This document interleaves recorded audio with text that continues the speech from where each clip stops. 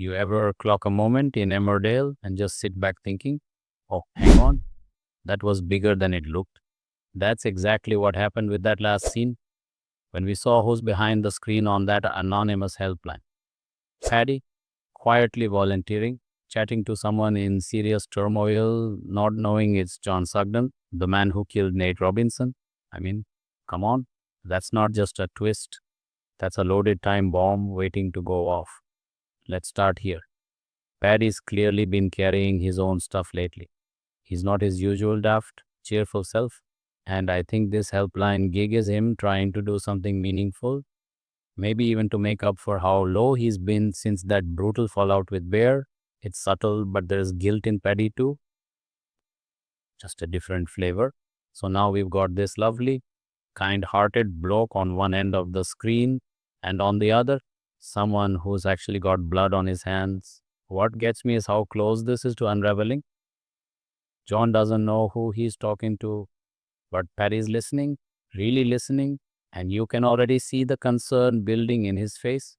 If John slips up, even just a name or one wrong detail, boom, Paddy could start piecing it together.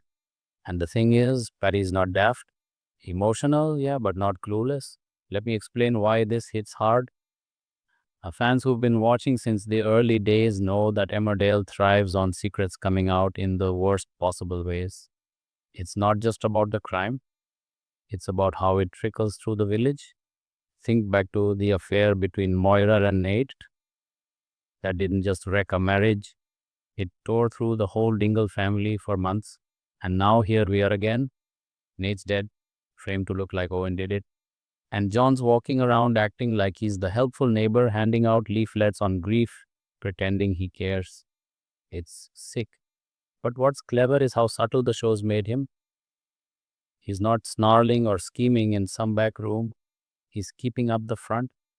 It makes it all feel more real, more dangerous. Moira picked up on something too. That line about Owen's note, not making sense. You could see the panic flash across John's face. It's slipping. The guilt, the cracks, the lies, they're all pushing through now. And with Paddy unknowingly digging deeper through that helpline, it's only a matter of time before something explodes.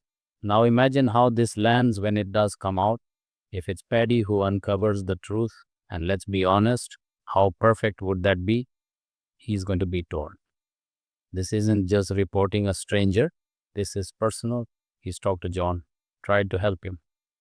And finding out he's been giving emotional support to a killer, well, that's a whole different level of betrayal. Bottom line, this storyline has the bones of a classic Emmerdale slow burn.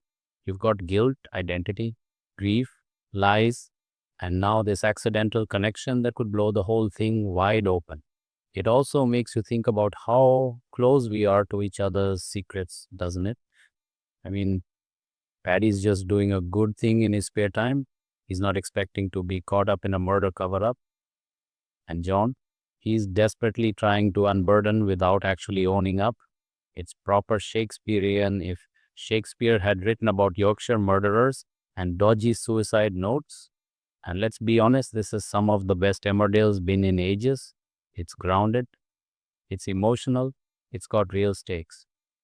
If you're anything like me, you're probably shouting at the telly, waiting for someone, anyone, to finally clock what John's done.